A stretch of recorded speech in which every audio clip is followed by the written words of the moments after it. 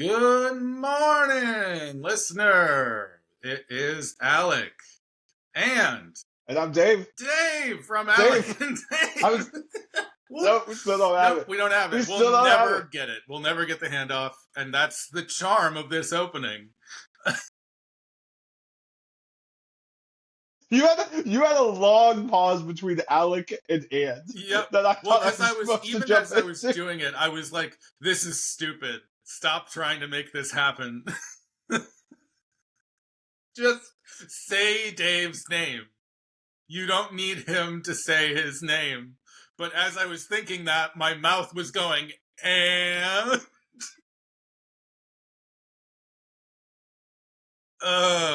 Welcome to Alec and Dave Talk About Shit. It is the morning of the Oscar nominations, January 22nd, 2026. And we are here to talk about our reactions to these Oscar nominations, what we feel in general. And yeah, I mean, I guess the best way to start is with the big headline. What you are all probably wait. Yes. Before we get started with the big headline, Okay. I need to say something. Yeah. And this is to the world. This is not to you. Mm-hmm. We need to stop using the word snubs. Mm-hmm. Okay. Yeah. And if you are saying, I'm going to say later, X was snubbed, and then I'm going to say right after that, this film shouldn't have been nominated, because if I'm saying that a movie was snubbed, I'm saying it was better and more deserving than another movie, and I need to name it, or else I'm a little bitch, right? Okay, Yeah. Yep.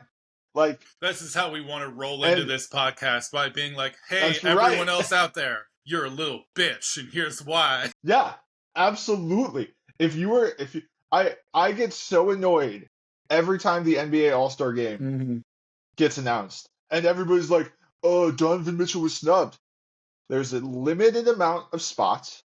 If you're saying he was snubbed, you're saying he's better than someone else. Name him. Name him or shut up. So, if I say a movie was snubbed, I am then going to say it's better than this other movie that was nominated. All right? And if the world hates that, I don't care. The world. Our one listener hates that. I don't care. I don't care. Anyone who actually listens to this. Yeah, no, I agree. And I will specifically say, before we get into anything else, I have already this morning seen articles that were like, Wicked for Good, snubbed entirely of any Oscar nomination, or like Wicked for Good, shut out of all Oscar nominations. Okay, cool.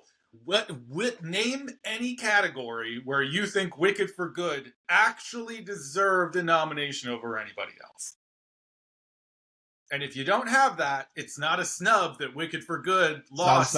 It's just that, hey, Wicked was good and got Oscar nominations, and Wicked for Good was bad and didn't deserve any Oscar nominations. And you think that's news somehow, but it's fucking not. It's just that the movie was bad, and that's how the goddamn world works.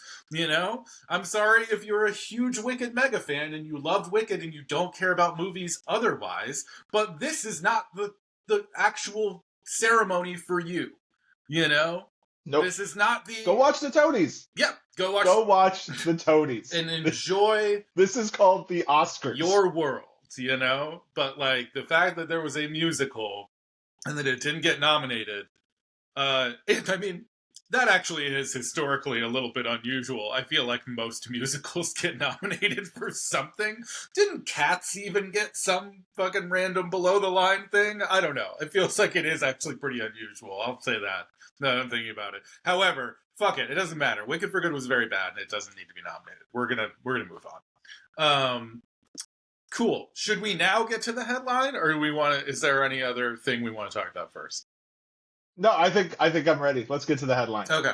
The major headline coming out of these nominations is that Sinners is the most nominated film of all time now. It is coming away with 16 nominations. We were talking about this before. I believe the previous record was 14. We were unsure if it was 13, 14, but I think it's 14. I think that was Titanic, La La Land, and actually, I don't think it was Return of the King. I think Return of the King might have gotten 13, but that was also up there. It might be Return of the King. Definitely Titanic and La La Land came away with 14. But it doesn't matter. We don't need to remember those names anymore because they're no longer tied for the lead. Sinners is the official winner of this. Most nominations ever. One Battle After Another also has 13 nominations, which is obviously a huge amount, very close to the previous record. But yeah, so, I mean, obviously the big question should now be, a lot of the time we consider the front runner for the Oscars to be the thing with the most nominations. Is Sinners now the front runner for Best Picture?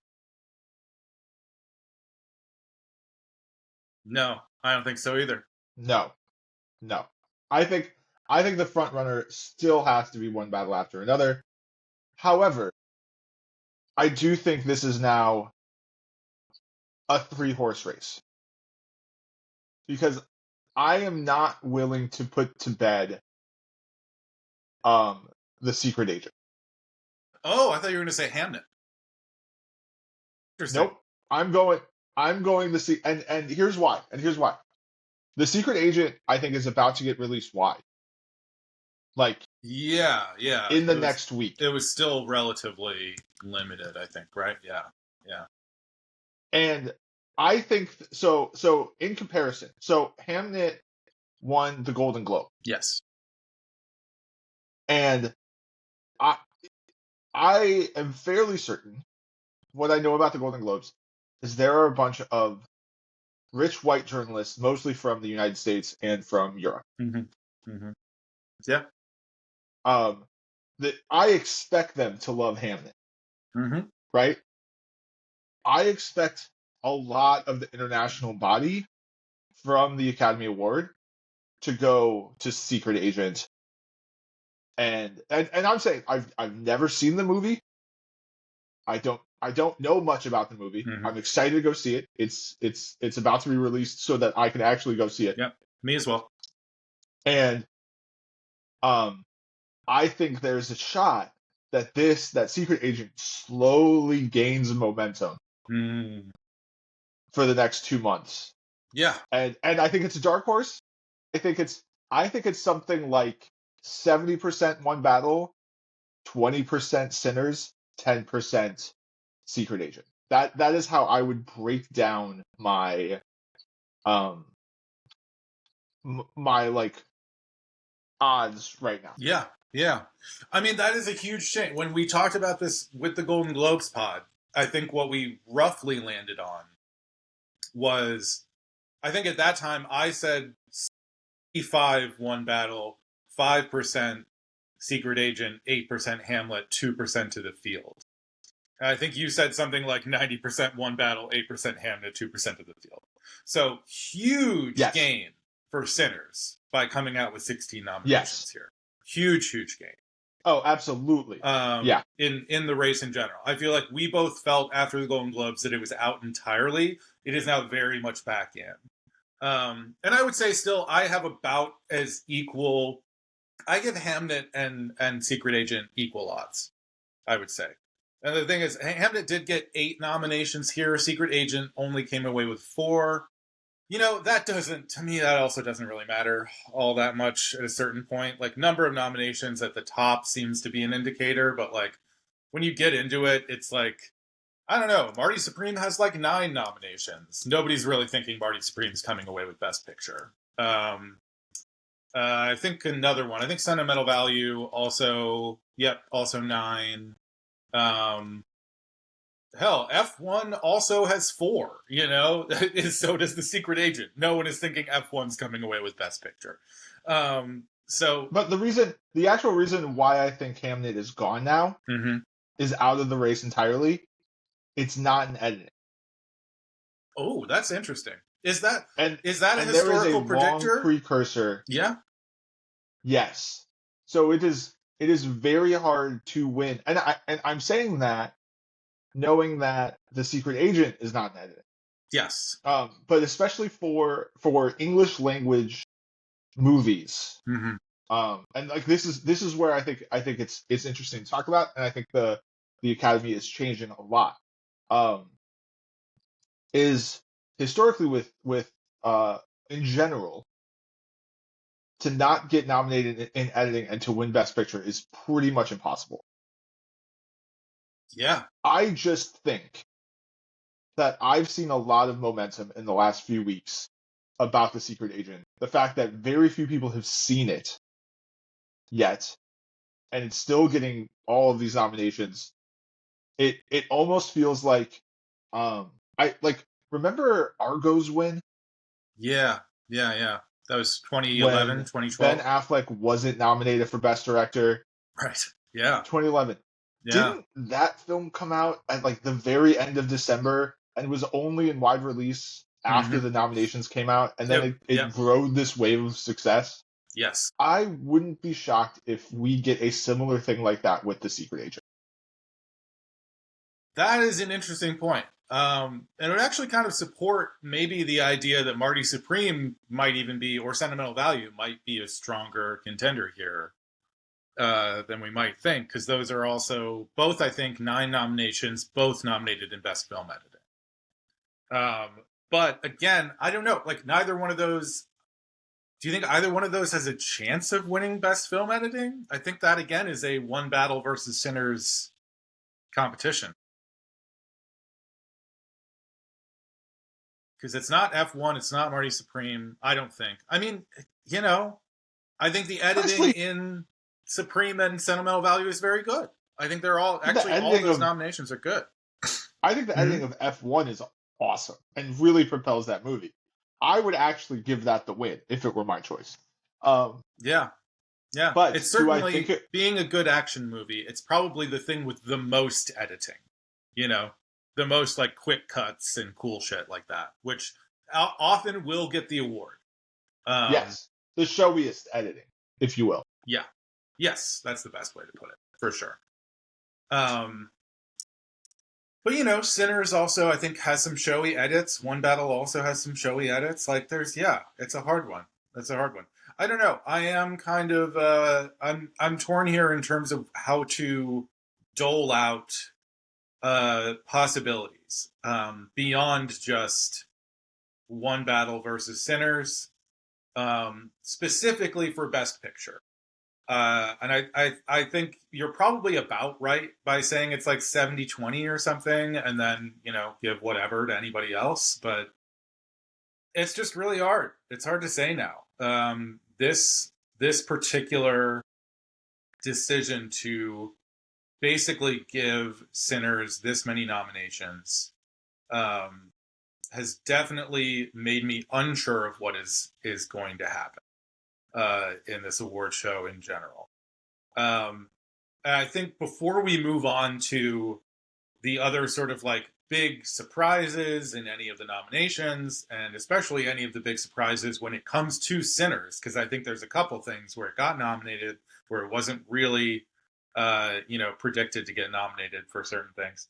I think it just sort of needs to be said, like, I am worried now because I did say at the end of the Golden Globes episode, it would be more fun to have, rather than a Hamnet versus One Battle, it would be more fun to have a Sinners versus One Battle Academy Awards, right?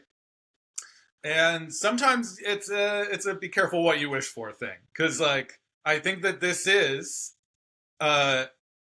the kind of battle that we should be having between these two movies, being legitimately like the two kind of biggest of the year in terms of like box office return and general popularity and also critical appeal. However, we are now in a situation where historically the Oscars has gone, hey, here's a bunch of nominations for the Black American film, and now we're not going to give it anything, actually. The nominations are good enough. Instead, we're going to give it to the white film. And I think this is a really unfair thing for One Battle as well, because we're not only just going to give it to the white film, but we're going to give it to the white film that is an incredible film. But the one kind of thing against it is that some black critics have had issues with, like, in particular, Teyana Taylor's character and the way she's presented. There's been some general feeling that, like, she's kind of a hypersexualized character. She's a little bit of a Jezebel stereotype. That sort of concern by those critics especially, I think, will make this into, like, the white film about black people versus the black film about black people in America. And historically, what has happened, I'll go back to, like, 1985, The Color Purple got nominated for like 10 different things. It won 0 of those things. That's the history that the Oscars generally has with black American films a lot of the time, is that they will get nominated and then maybe win nothing. You know, there's Didn't the classic. Spielberg direct that one, or did he just produce it? No, he directed it. I'm just saying in general, Okay. This is a film about black Americans, starring all black Americans. You know, basically, like, it's a bad example because of this Spielberg thing, but, you know, we Like, also I think a better example is Do the Right Thing yes versus Driving Miss Daisy. Yes, That's a better example. but that one got shut out of a lot of nominations too. Yes. Like, that one wasn't nominated for Best Picture even, I don't think, you know? And then we also have, like, the more recent example of Get Out, also getting nominated for Best Picture. But in that one, it was like Jordan Peele did not get nominated for Best Director. It won Best Original Screenplay at the very least. It wasn't ever considered, like, a front runner, right, for anything. So now we have a real situation of, like, this is a front runner. You know, one of the two front runners. And my genuine worry is that if at the very least Sinners does not come away with either Best Director or one of these major acting awards, people are going to be really fucking mad at the Oscars. What are your thoughts? That's how I'm reading the situation moving. Well, first off, I don't think that's going to happen. I would be shocked. You think they're gonna win something? I think no. I don't think any of the Oscar nominations are going to come through. I don't think he's going to win for Best Director, and I don't think they're going to win for Best Picture. I think they're going to win Best Screenplay. Yeah. Yeah. I think Sinners is, like, if I found good odds on Sinners to win Best Original Screenplay, I'm taking it right now. Like, there's no way that's not happening. I'm very excited that both Delroy Lindo and I'm gonna butcher her name. I think it's pronounced Wunmi Mosaku. That's how I've been saying it too. I don't know for sure. Okay. I think the two of them getting nominated is awesome. I'm super excited. I'd rather have the younger guy. I'm blanking on his name. The banjo player. Yeah. Thank you, Miles Yeah, Canton. yeah. I'd rather have Miles Yeah. Canton, but I understand how this is a combination. Delroy Lindo getting nominated is a combination of he was awesome in this movie and it's a lifetime achievement kind of thing. So I understand why it's Delroy Lindo. I don't think any of the acting is going to win. I do think they're going to get some below the line stuff. Yeah. Yeah. So I would guess we're going to have, I'm going to say 3 wins for Sinners. And I think people are still going to be upset. I think, yes. and I think 3 wins because is they're not going to win conservative any of those above the lines. I think it could win below the line stuff. It could win like 5 or 6, and I still think people will be upset. If the biggest award that it gets is original screenplay, which again, it's like there's a precedent for that. Get Out won Best Original Screenplay. You know, if they're giving it the Get Out treatment, after giving it the most nominations ever, I think a lot of people will be upset. And I think in particular, like we gotta say first, Delroy Lindo and Wunmi Masaku were not predicted to be in these categories necessarily. They were kind of dark horses to be in these categories at all, and it is awesome that they are nominated. Like, for what the Oscars has done historically, we should celebrate the fact that they did give this 16 nominations and that they did say these two performances deserve to be recognized through a nomination. Even just getting an Oscar nomination is a huge deal for an actor. Those are really good things, and we should try to keep that in perspective.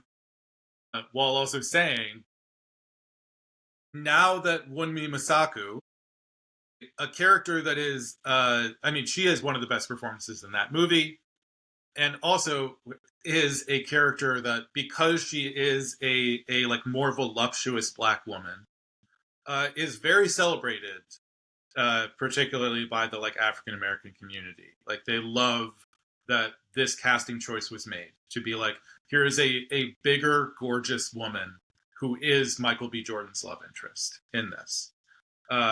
And that's a big deal for a lot of people. So to be like, here's a Black actress who is in a role that Black people and Black women in particular really support, and here's Teyana Taylor, who has been very criticized by Black women critics for her particular characterization, and we both think Teyana Taylor is going to win. That's also, like, it's great that Wunmi Masaku was nominated, but that's also setting up a moment where people are going to be pissed off. I actually think Amy Madigan's going to win. You think Amy Madigan's going to? That would be... I think Amy Madigan's getting it.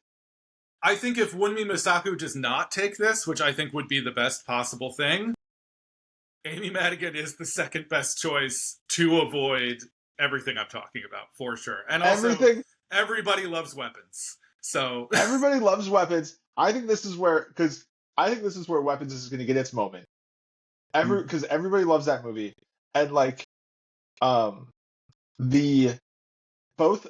everyone involved in that movie is like, Amy Madigan makes this movie possible. Like, I wouldn't have done this if I didn't find Amy Madigan. And then everybody in the Academy seems to absolutely adore Amy Madigan.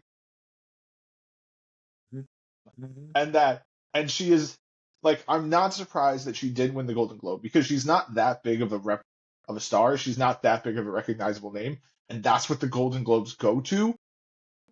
True. But True. The Academy does not. The Academy likes to go with the people who have put their time in, and like, they feel like are really deserving, not just based on this role. And so I actually think Amy Madigan's going to take this one. And it should be said as well that, like, the biggest voting branch within the Academy is the SAG branch, is like the actors. And so, again, Golden Globes are not actors; they are just press. So, like, if other actors love Amy Madigan, that is also going to potentially influence her chances too. So, I think that's a pretty good call, and I'm going to maybe, besides obviously hoping that Wunmi Masaku can kind of pull it out and win, I'm going to start hoping that Amy Madigan is the winner of that as well. As much as Teyana Taylor is an incredible actress, and she does do a really good job in that role. And, like, I want her to have success, and I wish her all the best in the future. This is not the moment for her to win her Oscar. I just feel it's not a great look for the Academy. So I just hoping that doesn't happen, purely for the optics of it. I really, I'm sure she will get good roles moving forward and have another chance in the future. Also, it should be said, this is the only place that Weapons is nominated. Which I think we both agree I would have loved to see it somewhere else. I just don't see where, especially for a lot of below the line stuff, I don't see where it would have been placed. Because,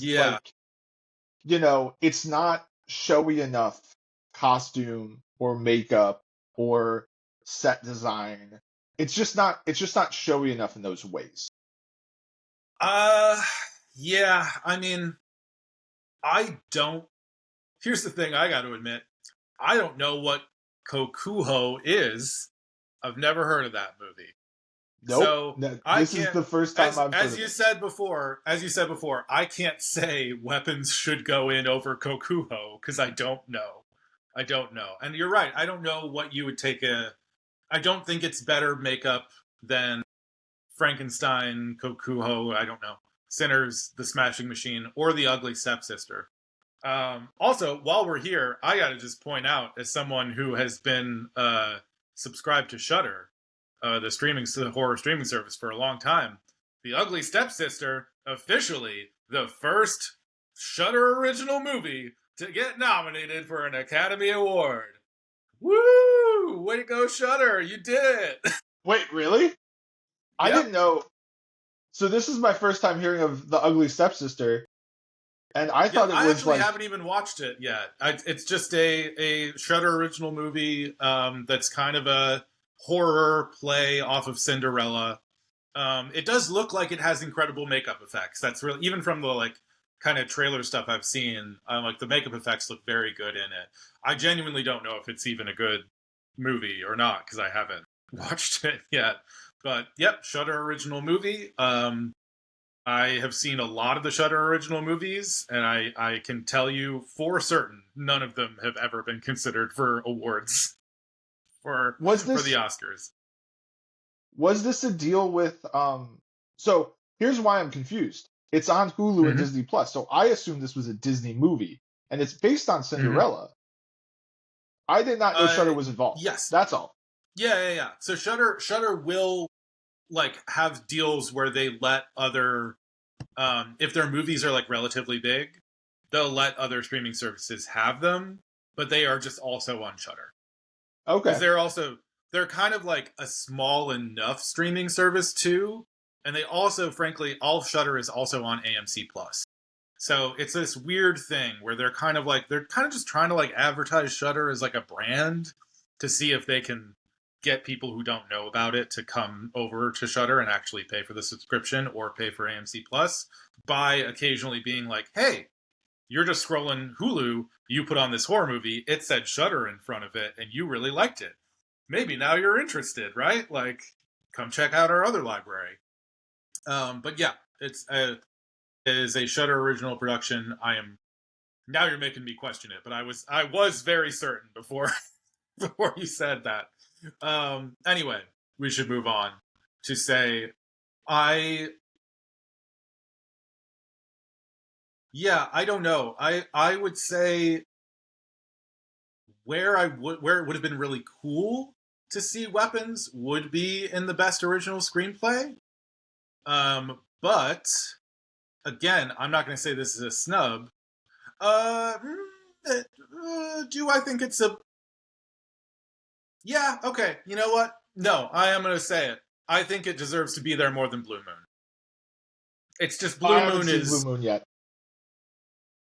and no shade to Blue Moon. I think it is a good movie, and the movie is very like showy in terms of the like classic, just like there's dialogue going all the time, there's a lot of writing going on, right? It's the same thing with like F1. There's tons of edits. With this, it's just like there's so much dialogue, it's all just dialogue over and over and over again. But like dialogue is not the only thing to be considered in a screenplay, and I think Blue Moon is a less accomplished screenplay than Weapons in a lot of ways, except for the fact that the dialogue is very good. So I would have put Weapons in over Blue Moon. However, that's very much that's just like a preferential thing. I think Blue Moon personally, my only criticism truly of it is that it is it's just kind of more of a play than a movie, you know? It's like somebody wrote an original play and they just filmed it instead of putting it on a stage. And I want my movies to be movies. I don't want them to be plays. That's all. Anyway, you're right. It's hard to figure out exactly where Weapons goes other than that. But Weapons winning for anything would be really cool, and that does mean Best Supporting Actress. I think should we? I think let's move on. That's kind of all I wanted to say about the like Sinners v One Battle thing. I think One Battle for sure is going to win a lot of these still. Oh, you know what? Sorry, no. The one thing I do want to say is I think if they are going to really, really give Sinners its due, and if we're saying we really don't think it actually still has much of a chance at Best Picture, then I really am rooting for Ryan Coogler to win Best Director. Because that, again, is something where there has never been a Black Best Director winner in the history of the Academy Awards. So if that happens, Really? that would be, yep. I thought I mean, Barry won. Didn't Barry win for Moonlight, or did he just win Moonlight, Best Picture? no, he got Best Picture, but La La Land guy I think won. I think Damien Chazelle won. I hate that. I hate La La Land. I hate that. That movie's so stupid. I agree with you. It was a very joyous moment in my life when that Oscar, the most famous thing ever in the Oscars happened, the La La Land Moonlight, switch up. Because I think we were both kind of sitting there being like, man, La La Land just kind of sucks. Like, I don't know if I'll go as far as saying I hate it. I just like don't. It's not my type of movie personally. I like don't have a lot of love for it really. And I think Moonlight's one of the best movies to be made in the past 25 years. So yeah, that was a wonderful moment. But I'm pretty sure Barry did not win. You are correct. I just looked it up. Barry did not win. Yeah, and yeah, there's I can't think of anyone else who would have ever won for anything. I'm pretty damn sure of this as a fact. So yeah, no male or female Black director has won. I don't think Ava DuVernay's won. I don't think anybody has won. So that would be I think a very good like step in the right direction for the Oscars to go. And I think it's Coogler gets Best Director. I think it's possible. Normally, Best Director and Best Picture do go hand in hand.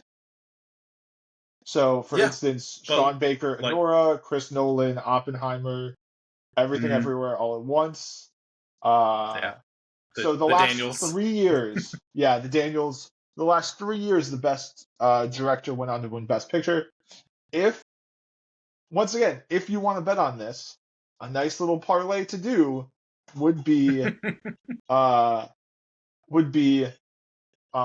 Coogler for Best Director and Sinners winning for Best Picture. That would probably, if that does happen, that would net you some nice dollar bills.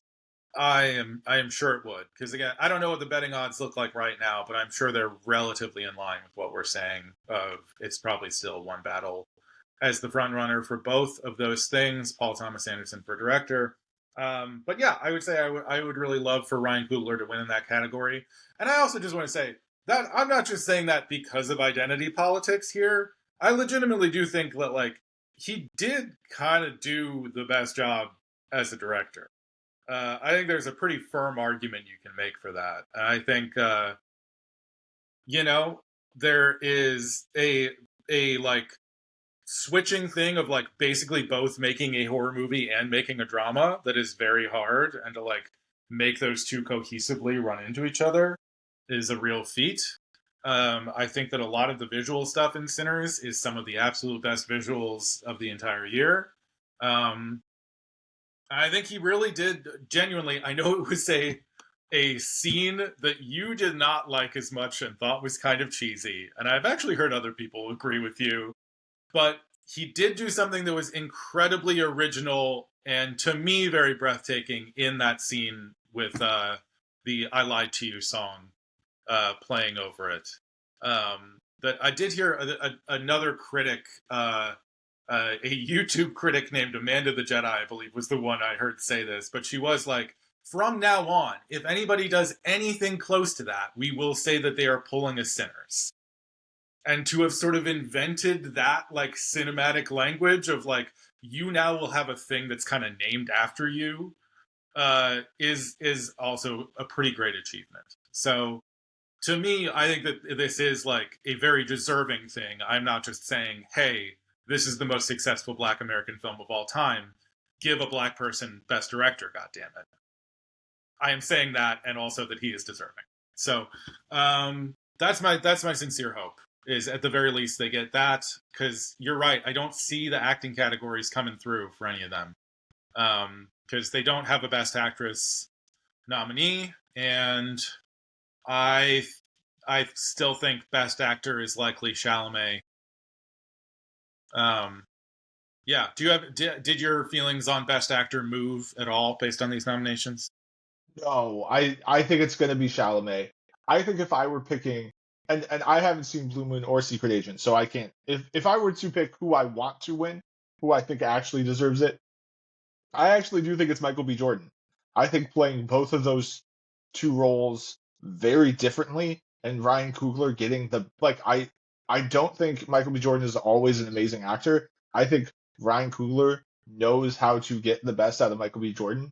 I think we got the best out of Michael B. Jordan, and out of the three nominees that I've actually watched, I would actually like to see Michael B. Jordan win this. I don't think he will. I think it's Chalamet running away. Yeah, I agree very wholeheartedly with everything that you said. I have not seen The Secret Agent. I am sure Wagner Moore's performance is very good. Blue Moon does not work without Ethan Hawke turning in a very, very good performance, and it is possibly the best Ethan Hawke has been. But it's also just one of those like acting performances where somebody's got like some makeup to make them look like a little uglier, and the acting branch seems to love giving people shit for that. But like, there's a little part of you that's like, some of the performance is the makeup. And it's just not, to me, it's not on the same level as Michael B. Jordan giving such life to both Smoke and Stack. But I would say it's Chalamet, and I think it's pretty locked in. And to me, the long shot upset would unfortunately not even be Michael B. Jordan. I think the long shot upset would be Wagner Moore. I think that's possible. Yeah. Because again, basically for the same reason you said, of like, Secret Agent has been sort of building a little momentum as a dark horse, and there's 2 months where it could get louder and louder, and you could hear more people see it and go, Wagner Moore is amazing, and deserves all the accolades, etc. And I could just see it happening.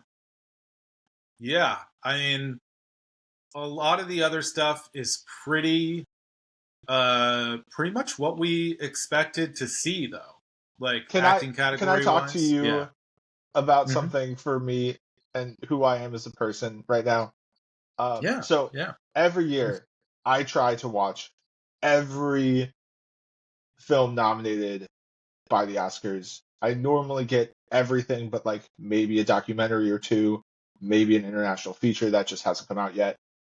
I normally get pretty close. I have an issue here. What's your issue? My issue is I fucking hate Neil Diamond. I hate him so much.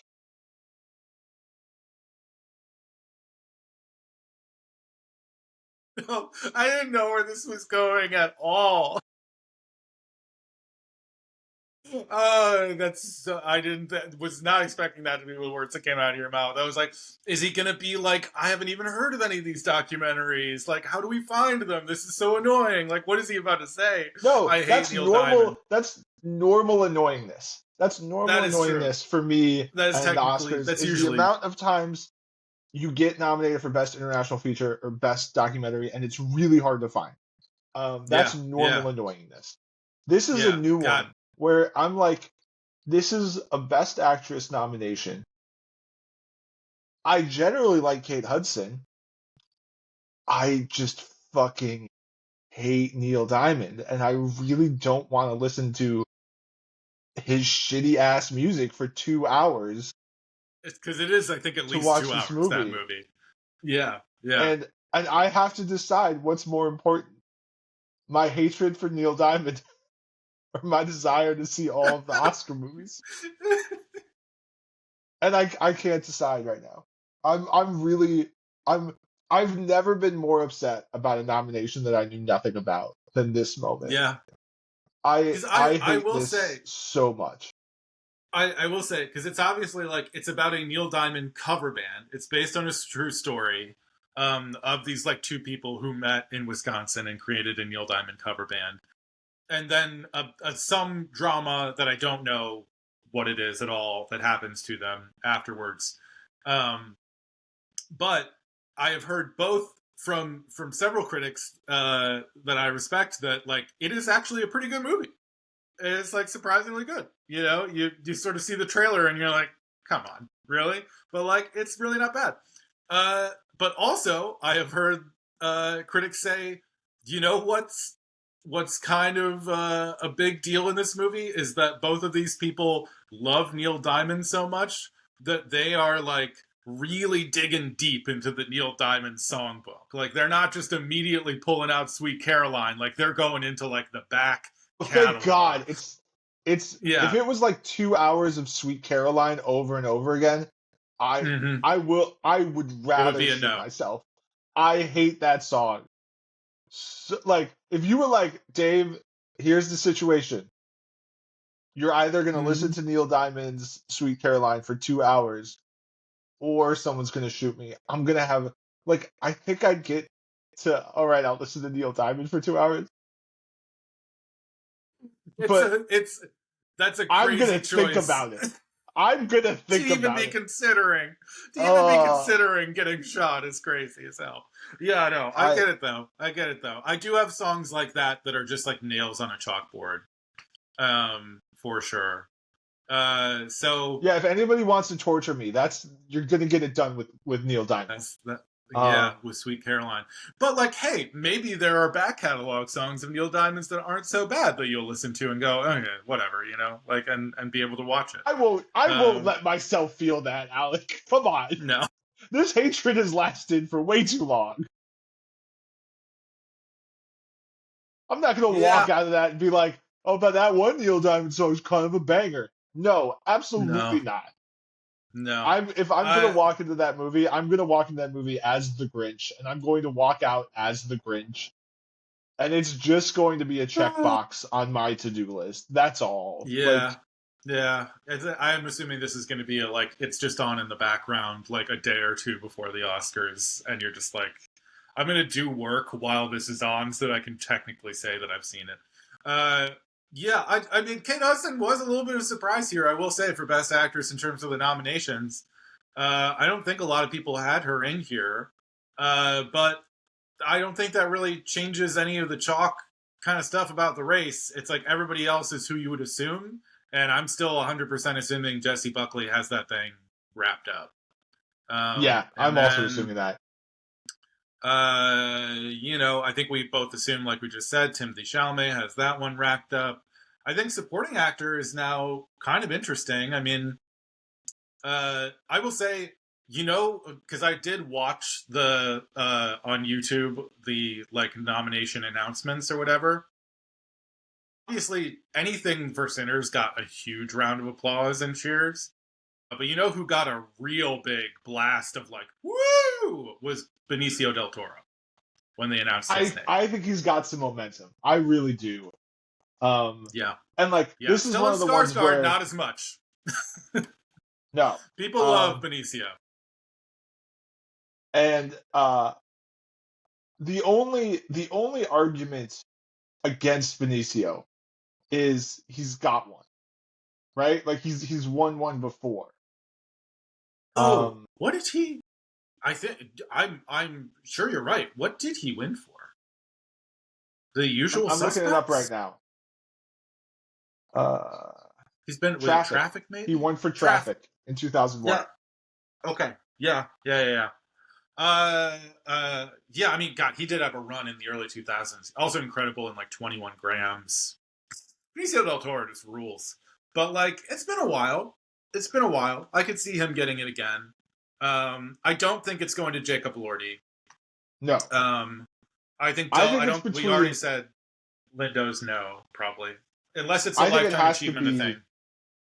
between Stellan and Benicio. I think that's the race we're looking at.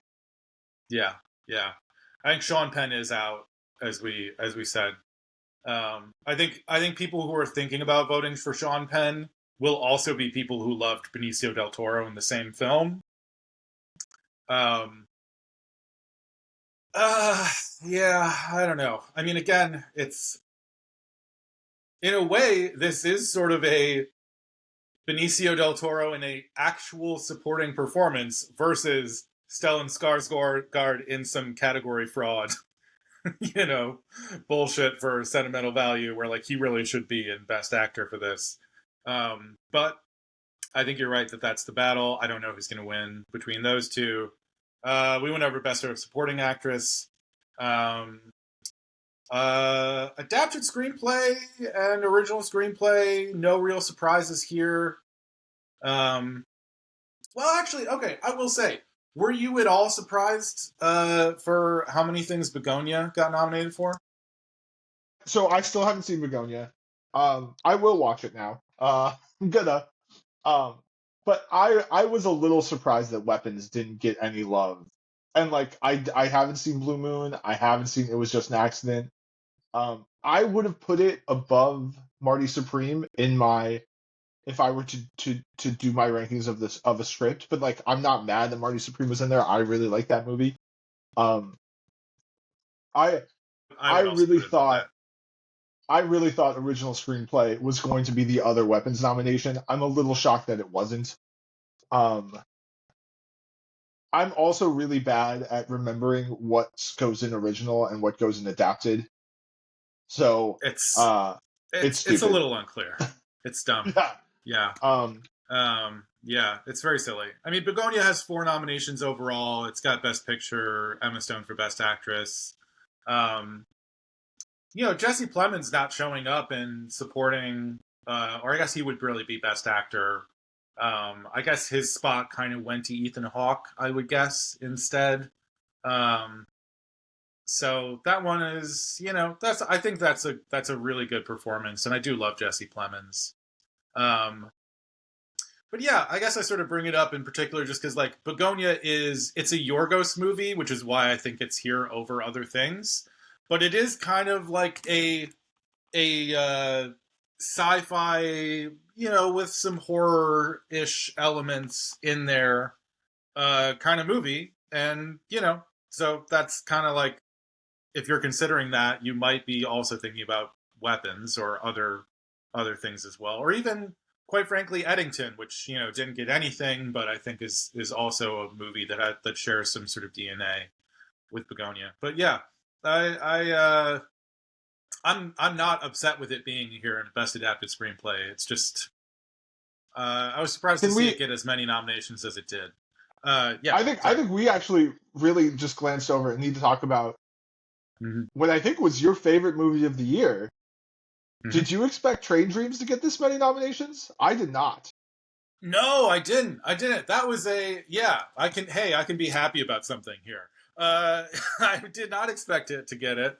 I'm really happy it's in Best Picture. And yeah, it got 5 nominations overall. Ooh, I didn't even know it got that many, actually. Cinematography is the one that I would say it maybe actually has a chance to win. Um, because yeah, it is not winning original song over Golden. Um, also, just very quickly, man, Diane Warren, just a career of getting nominated in this category and having no chance to win. Just here she is again. Yeah, here she is. She Here never she is goes away. in a movie I hadn't heard about, but apparently a movie about her, and where they're still just like, Oh, yeah, wow. Diane Warren, Oh no. relentless, no chance of winning. Um, Um, But yeah, Train Dreams is not going to win. Also, actually, sorry, Train Dreams only has 4 nominations, not 5. So it's Best Picture, not going to win. Adapted Screenplay, not going to win. That's going to one battle. Maybe Hamnet, if they're trying to like split something and give something to Hamnet besides Jesse Buckley. Best Cinematography is a maybe. I think it could win that one. But I'm very excited for the people who've done Train Dreams, especially because it did not feel like Netflix was pushing it at all. Netflix was definitely pushing Frankenstein a lot. I mean, And we have yeah. both talked about how we are not Frankenstein fans. Mm-hmm. I honestly feel like it's been nominated in a few things that I'm like, the cinematography was bad. It Yeah. actively looked bad.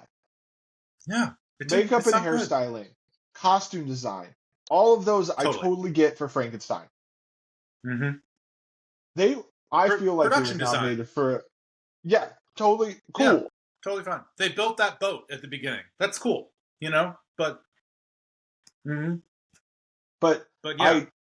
I do not understand the Academy's love affair of Guillermo del Toro when he has made some truly, like, he's made one of my favorite movies of all time in Mm-hmm. uh the one What, about Pan's Labyrinth? Spain during the, yes, Yeah, Pan's Pan's Labyrinth. Labyrinth. Yeah. Yeah. He's made some awesome movies, but he's also made some mid movies and been Yeah. like like Shape of Water was stupid. I I did not hated like it. that movie. Yeah. His No. Pinocchio was not that cool I and couldn't like even watch really all of kind it. of a boring I movie. And like I was so Frankenstein bored. was boring. It was so bad. Yeah. And I don't Yeah. it's It's in screenplay, it's in cinematography, and I do not understand the Academy's love affair with Guillermo del Toro. no. No, I don't get it at all. And yeah, I'm glad we're on this because this is the other thing.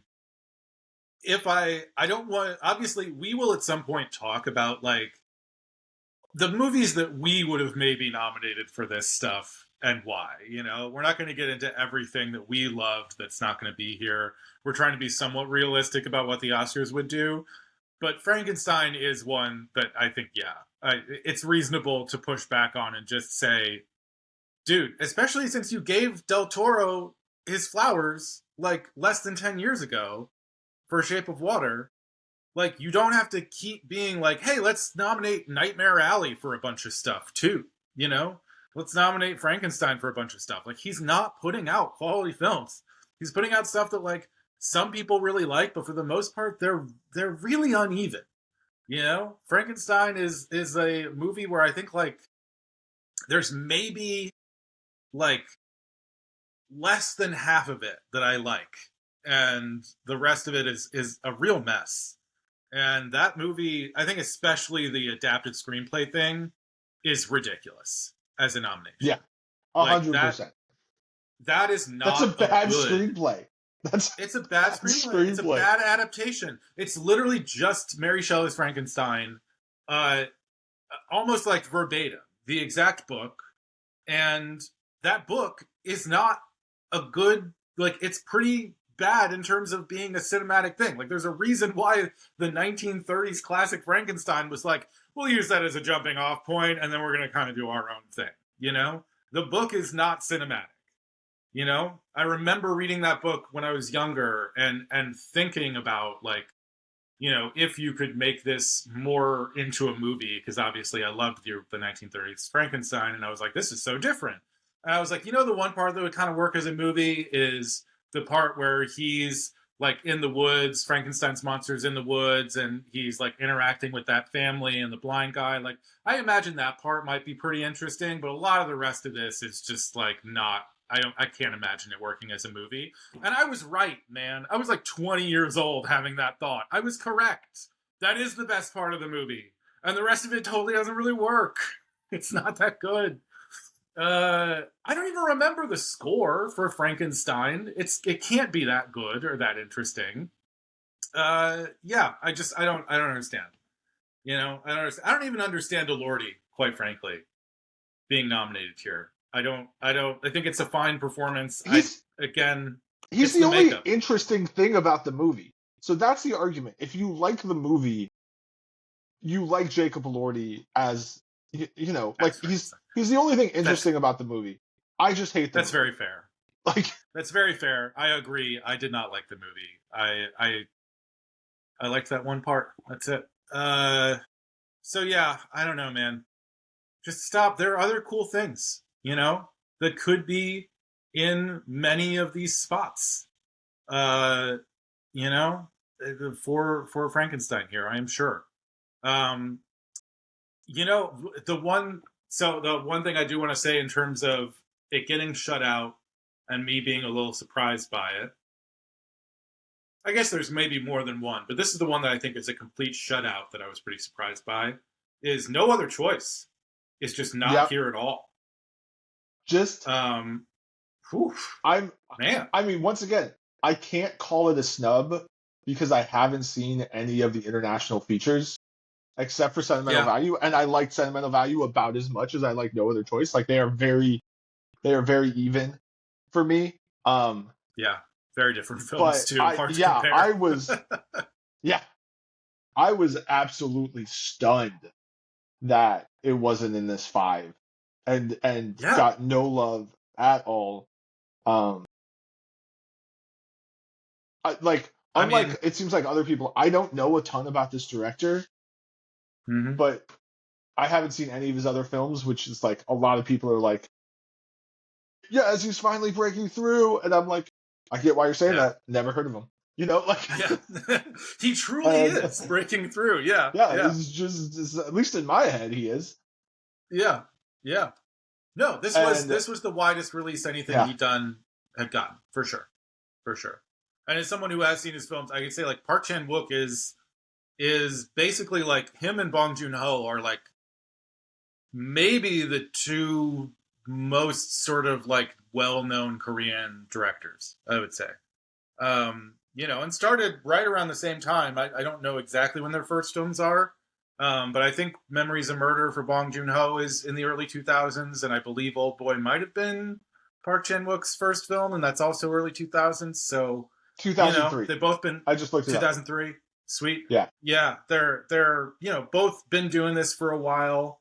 Bong Joon-ho sort of breaking through into the sort of like American cinema, American consciousness. It was definitely something that like kind of paved the way for that to also be true of Park Chan-wook, and then him having this film that got a really wide release. I was sort of like, oh man, they're gonna finally kind of celebrate this guy who has made a lot of incredible films. I think his films before this have largely just been like a little bit too fucked up and violent a lot of the time to really get like super wide releases or get awards contention.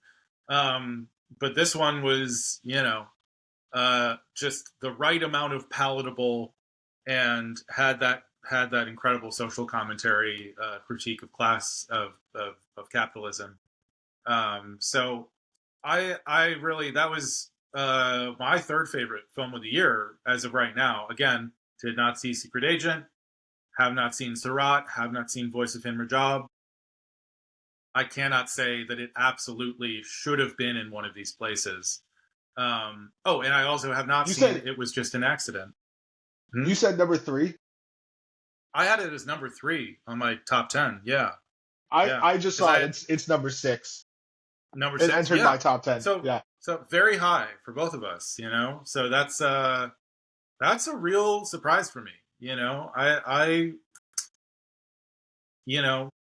I went from thinking when that movie came out that I wouldn't even be that surprised if I believe I'm saying his name correct, Lee Byung-hun.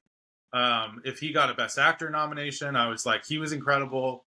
So for Richard to get absolutely nothing does feel a little crazy. I also won't use the word going into this morning, I thought it had a shot at Best Picture nom. Oh, definitely. Yeah. I really did. Yeah. I thought it was up there with The Secret Agent and what was the Sentimental Value or Sentimental Value so it felt like Secret Agent, It Was Just an Accident, Sentimental Value, and No Other Choice all had moments being talked about for Best Picture. And I thought 3 of the 4 were going to make it.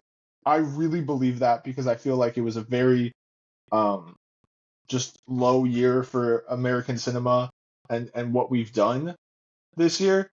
And so to have no other choice, not even get the international feature nom, shocked, absolutely I was shocked. shocked. I was shocked too. Yeah. I mean, even it was just an accident. It's only an original screenplay and an international feature.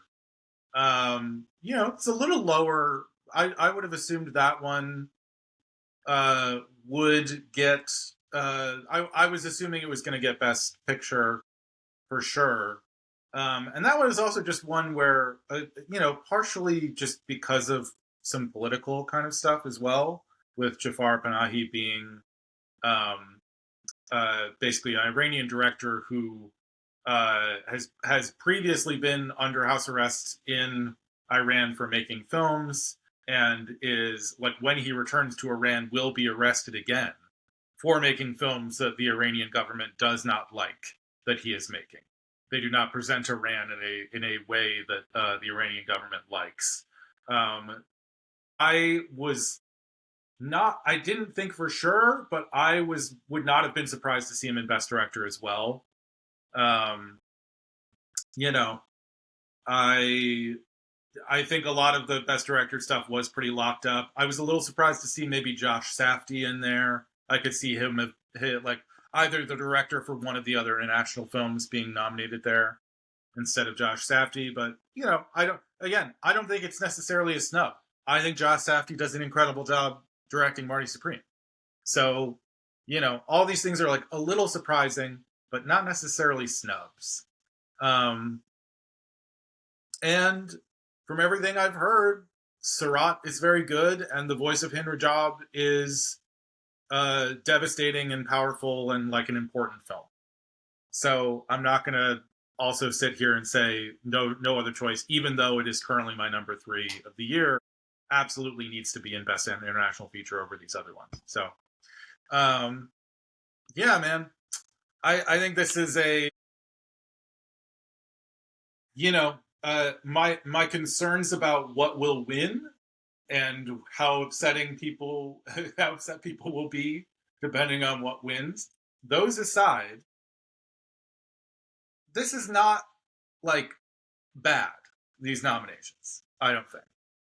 I think the nominations themselves are pretty good and like pretty representative of the year in film from what I expect of the Oscars.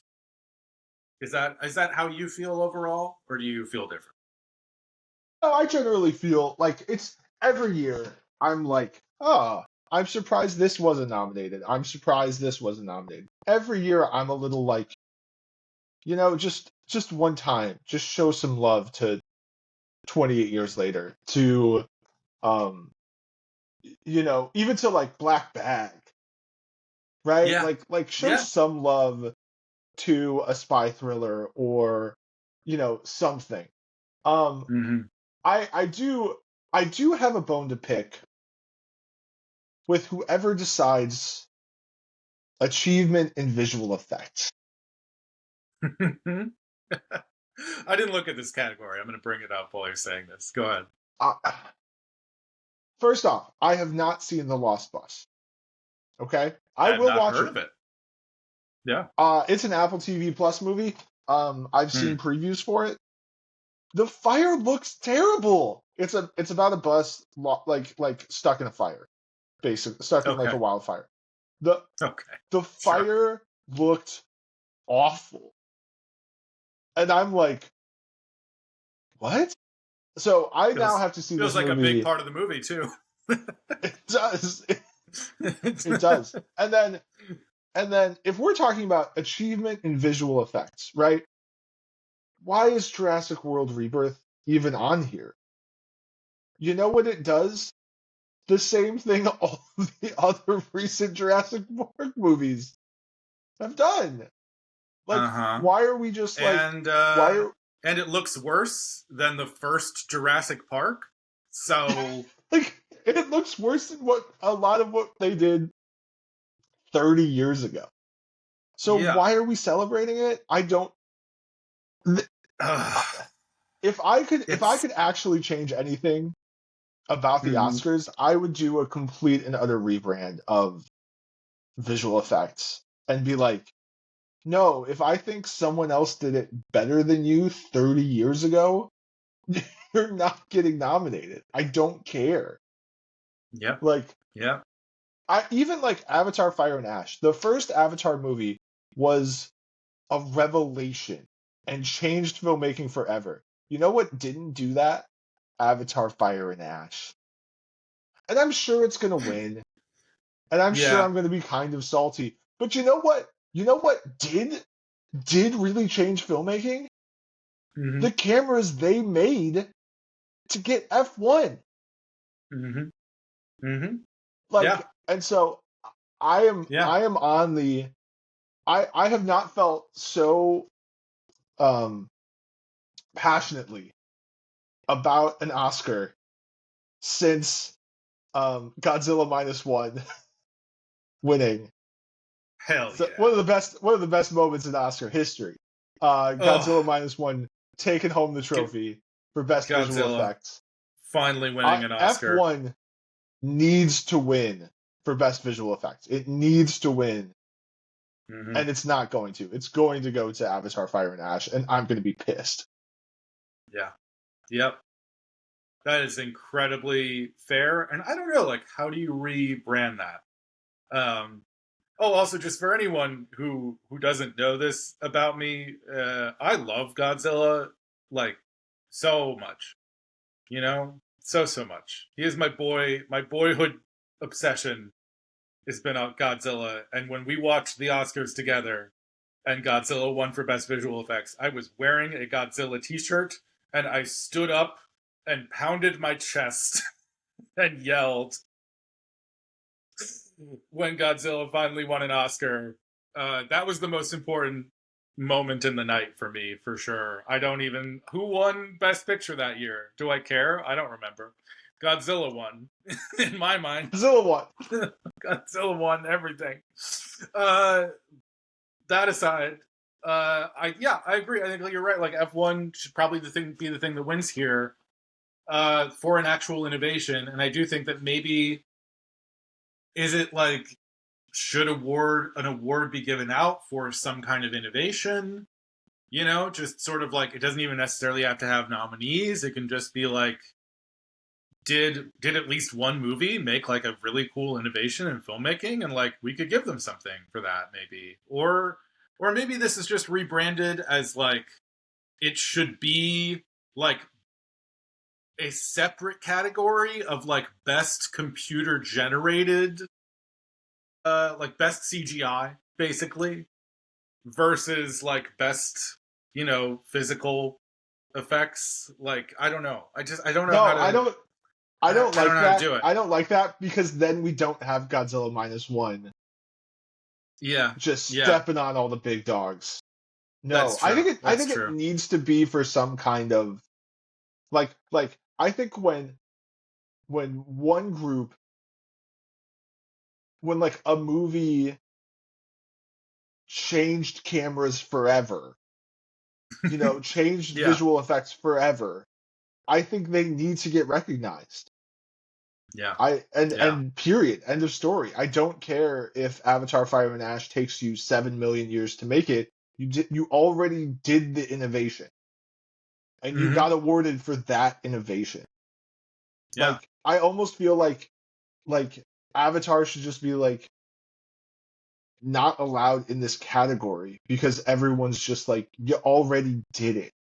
Unless they do something even more amazing next time, like Yes. Yeah, because exactly. I was trying to think, like I think Way of Water also got this award. I don't know for sure, but it wouldn't surprise me if it did. So like, yeah, if we definitely gave it to you for Avatar, and we also probably gave it to you for Avatar 2, like we don't need you to just get this every time you make an Avatar movie. Yeah, we're done. And look, like I think Sinners is also a very cool. There's some very cool visual effects in Sinners, but I am with you that an actual innovation in F1 is probably the thing that should come out here. It's just I don't know. It's always been the award where you expect some weird thing, in the same way that we're being like, hey, Ugly Stepsister, like a Shudder original movie, finally gets an Oscar nomination, and it's like a weird thing you don't expect to see nominated at the Oscars. Visual effects usually has that, where it's like, yeah, man, Captain America, New World Order, nominated for an Oscar or something. Obviously that didn't happen this year, but there's usually some random Marvel thing or something like that where you're like, man, it's so weird that that's an Oscar nominee in any way. But man, I'm actually just, you saying that just made me very intrigued by The Lost Bust. I just kind of want to go watch The Lost Bust now. Also, it's a bus trapped in a fire. Is it lost, or is it just like a bus in peril? Feels like, I don't know. Do they also not know where it is? Does someone not know where it is on top of it being in a fire? I don't know. I'm a little confused. Anyway, that might be all I've got for Oscar. Yeah, I think that's all my reaction. big hits. That's all the big hits. I don't really have any feelings about any of the smaller stuff. Like, not to say Best Animated Feature is a smaller thing, but I feel like that's K-pop probably has that pretty wrapped up. We haven't seen any of the shorts. We haven't seen any of the documentaries. We do not have opinions on these. I guess best casting, new category. That's cool. I don't have any opinions. It looks fine to me. I'm going to say this. I really hope that casting doesn't just become, you had the most amount of famous people. You know what I mean? Like, yeah, for sure.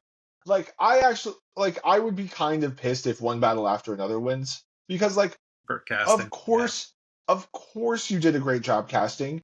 You casted a ton of really famous people who are amazing actors and actresses, and that's not casting. That's like, I'm willing to wait 2 years to make this movie so that I can get all the people that I want.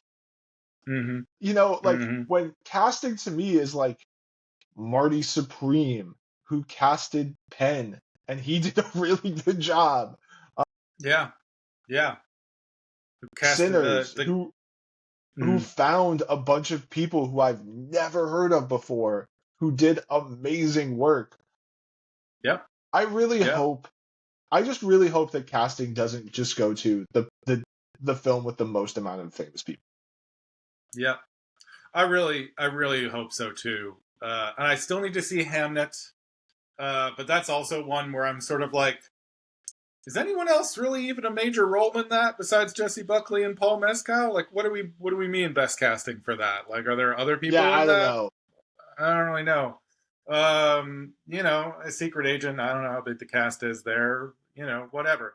I would actually, this is the one place where I would say, besides Chalamet winning for Best Actor, I think you're right. Like, Marty Supreme might be the thing here, because like, you not only have Penn Jillette, you also have, dude from Shark Tank getting casted, and the guy who plays Marty's friend, who like gets the ping pong balls, who has the rich dad. That's also a dude that apparently Josh Safdie just saw that guy when he was watching like a random like YouTube channel where people in New York were giving like reactions to like things happening with the Knicks. So he just saw that guy give like a viral reaction to something that happened with the New York Knicks. And he was like, give me that guy. That guy's going to be in my movie. Like, that's casting. That's casting. To me, that makes sense. So I would be happy with it getting that. I agree. One battle is like, yeah, man, I don't know. Is it great casting that Ocean's 11 just had Clooney and Damon and Pitt and Julia Roberts? No. And it's just like, no, it's not great casting. You just got every goddamn celebrity you could find to be in the movie. You just got George Clooney and was like, hey, can you invite your friends over? Like, that's it. Yeah. We're not going to give we're not giving casting to Adam Sandler's movies where he just gets Spade and Kevin James and, all of his friends to come along for another thing. Yeah, we don't care. Anyway, I think that's good for now. We will be back at some point and talk more about the Oscars, I'm sure. Before this comes out, we will probably try and do a version of like our Oscars, what we would love to see, actually win Best Picture. I don't know.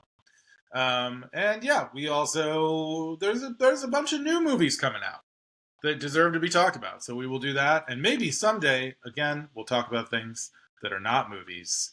But I don't. Oh, it's not during Oscar season though. We're going to be talking about movies during Oscar seasons. Yeah, it's not now. Wait at least 2 months before we get there. Yeah. There was something off the top of my head. I'm trying to think. There was something the other day where I was like, I would actually maybe do a full podcast about this, and it wasn't movies at all. But man, I can't remember what it is anymore. So anyway, I still think we should do the Aliens TV show pod. Oh yeah, for sure. That'd be good. That's movies adjacent, but yeah, I think that'd be great. We could do that. All right. Goodbye, listener. We love you. Bye, Rowan. Bye, not Conrad, traitor, enemy of the pod. Not by the Conrad. Not by the Conrad. Bad.